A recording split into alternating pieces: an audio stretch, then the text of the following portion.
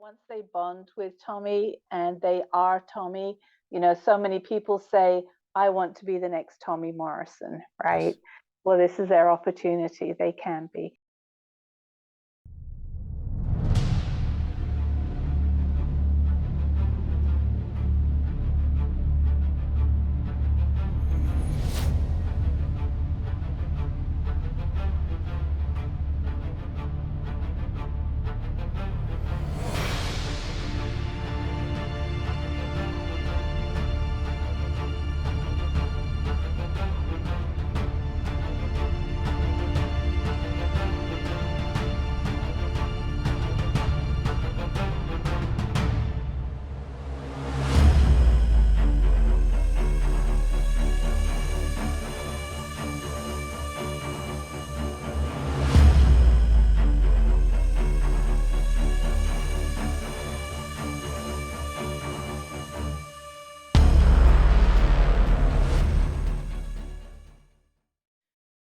Tell me about Tommy Morrison. Yeah. Well, first of all, I really appreciate you doing this, Coach, for Tommy, and not just for me, but all his faithful fans and faithful friends out there. It's almost like he's back, right? He's back on the scene.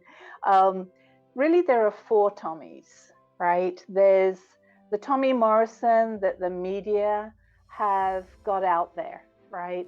And some of the gamers probably don't know all the different four Tommies, but there's one version of Tommy that's out there by the media, and where they lift him up, they break him down, and then they have the so-called HIV stigma that overshadows his legacy.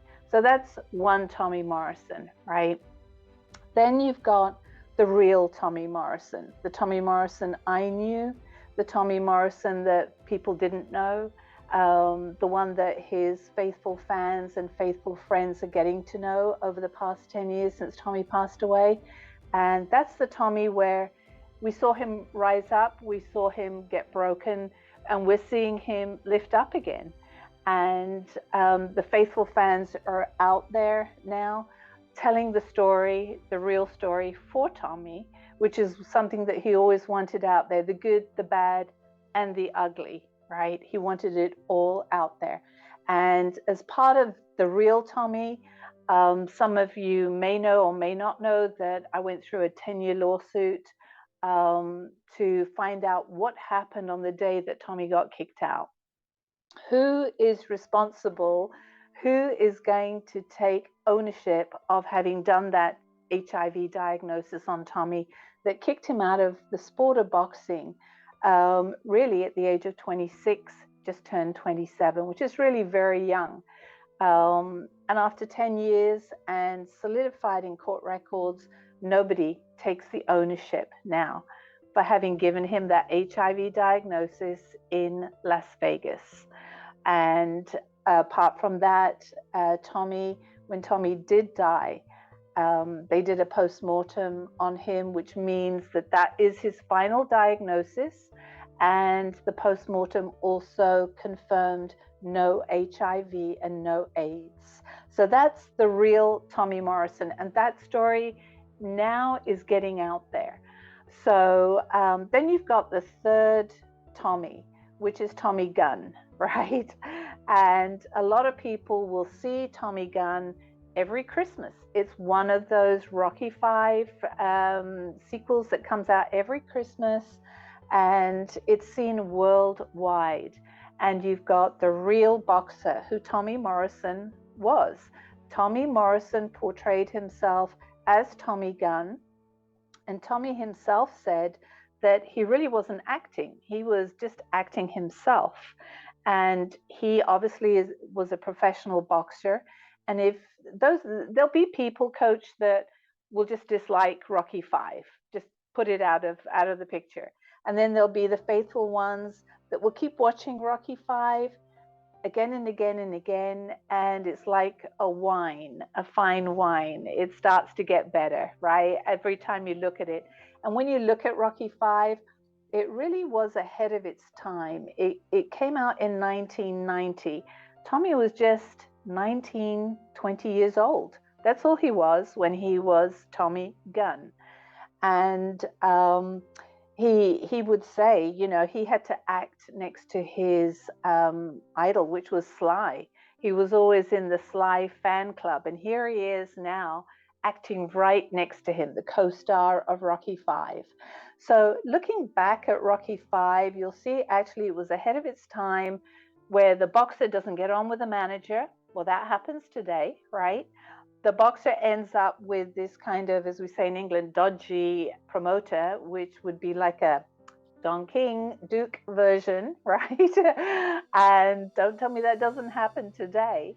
And then you've got the huge street fight, which everybody has watched, and it's probably one of the biggest attractions when you go to Philadelphia to see where the street fight took place, right? And yet everybody says, oh no, Rocky Five wasn't that great. Well, actually, it really is that great, and you should watch it again. So that's the Tommy Gunn. And then you've got the fourth version of Tommy, which is now the undisputed Tommy, right? Where it's the young Tommy. It's the young, energetic, entertaining Tommy with one of the most powerful left hooks in the business, and right, you know, and uppercut and whatever else you want to throw in there. And all he has to do, he doesn't have to worry about the politics of the business of boxing. All he has to do now is be bonded together with I don't know if you could, do you call them gamers? You know, people that play the video games. Um, he just has to be bonded with somebody that cares about him, gets him into the ring, chooses an opponent, and gets Tommy to knock the opponent out. That is the undisputed version of Tommy, where he's taking care of business in the ring. So he's an amazing character, real life character, that even though he passed away 10 years ago in 2013, everybody is looking now at the undisputed version of him and saying he's back. You know, he's actually back. Now we can go ahead and get him to fight, you know, Anthony Joshua or whoever it is, right? And it's going to be a lot of fun seeing what Tommy has to take care of in the ring, you know. So you have to support somebody whose dreams were to be a fighter. Yeah, it sounded like it was his life. Fighting was his life. We've got to hear about aspects of his life that I don't think anybody really knows about Tommy. Tommy Gunn, the actor, the Duke, the fighter. What areas of Tommy's life, whether it be in his career or outside, feel really will cement his legacy? Just him as a person. I think the fact that he never gave up, right? You know, I think that a lot of people that probably can relate to what happened to Tommy, that are maybe even going to be part of Undisputed Game or even watch, you know, Tommy's fights, they can relate that, you know, he made a difference to boxing because he never gave up. And he was always very good with the boxers after the fact, after even being kicked out. When he went to the International Boxing Hall of Fame, he just loved being out there, even in the rain, together with his fans, because his fans were his family, right? And I think people will resonate with that. He's not just a name, he is a human being. Trisha, thank you for taking the time to come out and talk. I know I've said it already, but I feel like in that looking at people from a deeper side is really what's important. A lot of times, what you see on TV is not the whole answer.